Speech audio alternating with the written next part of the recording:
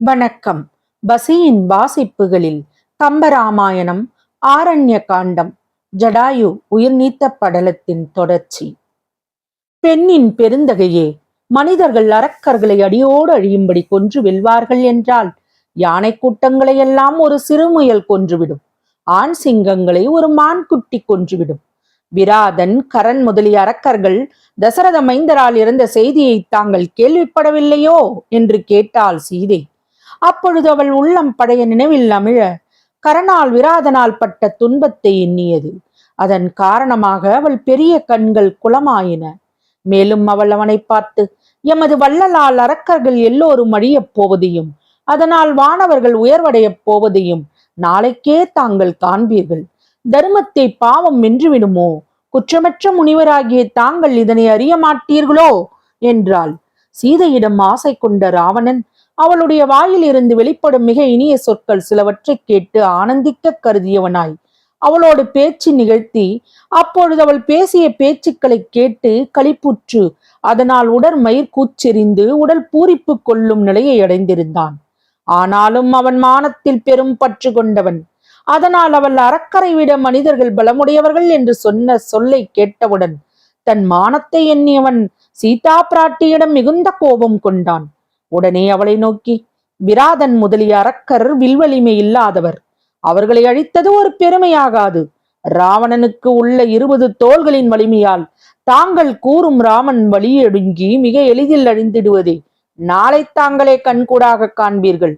20 தோள்கள் படைத்த ராவணன் மேருமலையை பறித்தல், ஆகாயத்தை இடித்தல் ஆகிய அரும்பெரும் செயலையும் செய்யும் பேராற்றலை உடையவன்.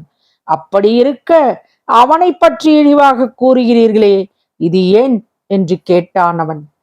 20 தோள்கள் இருப்பதால் மட்டும் 2 தோள்களையுடைய பெருமானை விட ராவணன் பலம் பொருந்தியவன் ஆக மாட்டான்.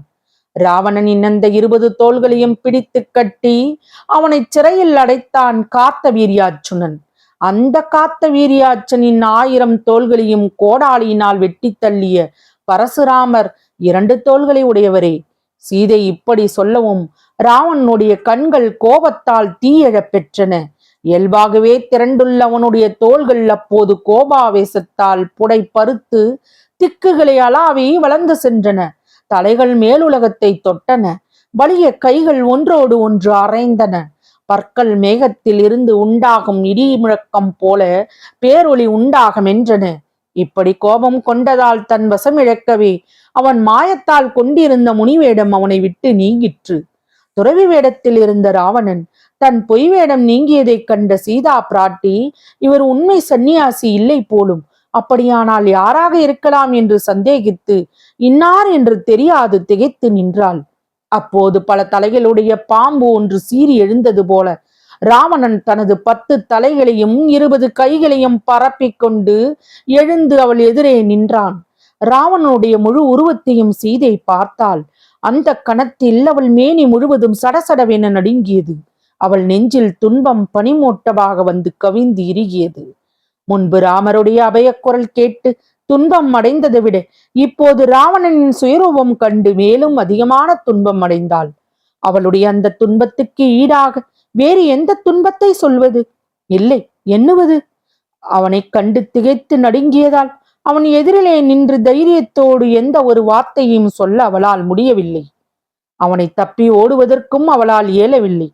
தடுக்க முடியாத யமன் வந்து சேர்ந்தபோது உயிர் நடுங்குவது போல் அவள் நடுங்கினாள். அவள் நடுக்கத்தை பார்த்து கேலி புன்னகை செய்துவிட்டு ராவணன், தேவர்களையே எனக்கு வேலைக்காரர்களாகும்படி அவர்களை ஜெயித்திருக்கின்றேன். அத்தகைய என்னுடைய பலத்தை எண்ணி பார்க்காமல் பூமியில் புழுக்களைப் போல வாழும் மனிதர்களை என்னை விட பலம் கொண்டவர்கள் என்று சொன்னாய். இப்படி சொன்ன நீ பெண்ணானதால் உயிர் பிழைத்தாய். இல்லை என்றாலும் உன்னை நான் பிசைந்து தின்ன நினைத்திருப்பேன்.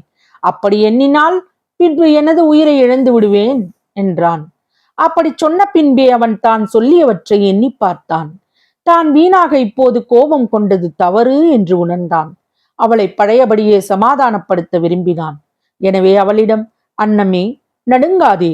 இதற்கு முன் எவரையும் வணங்காத எனது தலைகளின் மேலே கிரீடங்களை தாங்குதல் போல தனித்தனியே ஒவ்வொரு தலையிலுமாக உன்னை களிப்போடு நான் எடுத்து தூக்கி வைத்து கொண்டு கொண்டாட அளவற்ற ஆபரணங்களை உடைய தேவமாதர்கள் உனது உபய பாதங்களின் கீழ் நின்று உனக்கு குற்றவேல் செய்ய 14 உலகங்களையும் பாதுகாக்கும் எனது அரசாட்சி செல்வத்தில் தலைமை பூண்டு வாழலாம். நீ என்ன சொல்லுகிறாய் என்று சாந்தமாக கேட்டான். அதை கேட்ட பிராட்டி தனது காதுகளை தளிர் போல மெல்லிய தன் கைகளாலே அழுந்த மூடிக்கொண்டு அவனை நோக்கி, ராட்சசனே, காகுந்தனது கற்புடைய மனைவியாக்கிய என்னை முனிவர்களது தேவர்களுக்கு தரும் அவிர்வாகத்தை நாய் விரும்பியது போல விரும்பி என்ன வார்த்தை சொன்னாய்? உன் ஆசைக்கு நான் உடன்படாவிட்டால் என்னை நீ கொன்று விடுவாய் என்பதற்கு அஞ்சி நான் எனது கற்பை இழக்க மாட்டேன். என் மணாளர் இப்போது வந்து விடுவார். வந்துவிட்டால் அவருடைய கொடிய அம்புகள் சீறி உன் உயிரை போக்கிவிடும். இறந்து போவதற்கு முன் உயிரோடு வாழ ஆசைப்பட்டால் இப்பொழுதே இலங்கைக்கு ஓடிவிடு என்று வெகுண்டு கூறினாள். சீதையின் வார்த்தைகளை கேட்ட இரக்கமில்லாத அரக்கன், மலரம்பு மலையை பிளக்குமோ அதுபோல் ராமன் அம்பு என்னை என்ன செய்யும் என்றான் அகம்பாவத்துடன். அப்படி ஒரு வினாடிதான் மீண்டும் அவன் அவளை பார்த்து சாந்தமான குரலில், நான் உன் காதல் நோயால் மிகவும் வாடியுள்ளேன். என் உயிரை தந்து தேவமாதர்க்கும் கிடைக்காத பதவியை ஏற்றுக்கொள் என்று சொல்லியவன் பிராட்டியின் திருவடிகளில் விழுந்து வணங்கினான். ராவணன் காதல் கொண்டு தன் கால்களில் விழுந்து வேண்டுவதைக் கண்டதும் சீதா பிராட்டி வாளால் வெட்டுண்டு மாள்பவள் போல மனங்கலங்கி, மணாளரே, அவரது தம்பியே என்று பரிதாகமாக கூவி அலறினாள்.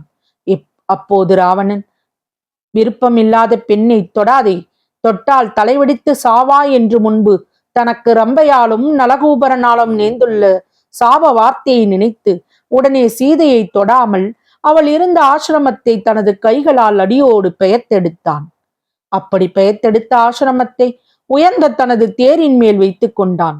ராவணனுடைய செயலை கண்ட சீதா பிராட்டி அந்த கணத்தில் உயிர் நிலைக்குலைய பெற்று தனக்கு உரிய இடமான மேகத்தை விட்டு தரையில் விழுந்த ஒரு மின்னல் கொடி போல துவண்டு கலங்கினான். அப்போது அவன் தன் தேர்ப்பாகனை நோக்கி தேரை செலுத்து என்று கூற, அதை கேட்டளவிலே சீதை கொடிய நெருப்பில் விழுந்து வெந்தழியும் கொடி போல விழுந்து புரண்டாள். நிலைக்குலைந்து நடுங்கினாள், சோர்வடைந்தாள், துன்பத்தால் துடித்தாள், மீண்டும் எழுந்தாள். தர்மதேவதையே, இந்த துன்பத்தில் இருந்து விரைவாக என்னை பாதுகாத்திடுவாய் என்று வேண்டினாள். மேலும் அவள் காணும் பொருட்களையெல்லாம் அழைத்தாள். மலைகளே, மரங்களே, மயில்களே, குயில்களே, ஆண்மான்களே, பெண்மான்களே, ஆண் யானைகளே, பெண் யானைகளே, ஒரு நிலை கொள்ளாத நிலை குலைகிற எனது உயிரே, நீங்கள் என் மணாளரிடம் போய் இதனை சொல்லுங்கள். மேகங்களே, சோலைகளே, வனதேவதைகளே, என் கணவர் இருக்கும் இடத்தை நீங்கள் அறிவீர்கள். பயப்படாதே என்று எனக்கு அபய வார்த்தை கூறி என் நிலையை அவருக்கு கூறி அருளுங்கள். அப்படி செய்வீரானால் அடியவளாகிய நான் பிழைப்பேன். அப்படி நான் பிழைத்தால் அது உங்களுக்கு குறைபாடாகுமோ? சொல்லுங்கள். ரகுநாதா, இளைய பெருமாளே, அரக்கர்கள் சாகும்படி அம்புமழை பொழிந்து கொண்டு இங்கு வந்து சேர மாட்டீர்களா? பரதா, சத்ருக்கனா, நீங்கள் இங்கு வந்து இந்த ஆபத்துக்கு உதவாமல் நாட்டில் வசிக்கின்றீர்களே, அதனால் பழியை அடைவீர்களோ? கோதாவரியே, நீ எப்போது குளிர்ந்திருக்கிறாய், உனக்கு மனநெகிழ்ச்சியும் உண்டு. ஆகவே உயிர்களுக்கெல்லாம் தாய் போன்றிருக்கிறாய். நீயாவது என் கணவரிடம் ஓடிச் சென்று இதனை சொல்ல மாட்டாயோ? மலைச்சுனைகளே, சிங்கங்களே, நீங்கள் சென்று என் நிலையை தெரிவியுங்கள். தெரிவித்தால் என் கணவர் வந்து இதோ என்னை கவர்ந்து செல்லும் மாப்பாவியின் 20 கைகளோடு 10 தலைகளையும் கொத்தாக அறுத்து தள்ளுவார். அது கண்டு மகிழ்வீர் என்றெல்லாம் கூறி புலம்பினாள். தன்னிடம் இருந்து பிரிந்து செல்ல நினைக்கும் சீதையை பார்த்தான் ராவணன். அழகியே, நீ கூவி அழைக்கும் அந்த மனிதர்கள் போரில் என்னை கொன்று உன்னை மீட்டுச் செல்ல வலிமையுடையவரோ? வலிவரானால் உன்னை அழைத்து செல்வாராக என்று அவளை பார்த்து சொல்லி கைத்தட்டி கேலியாக சிரித்தான்.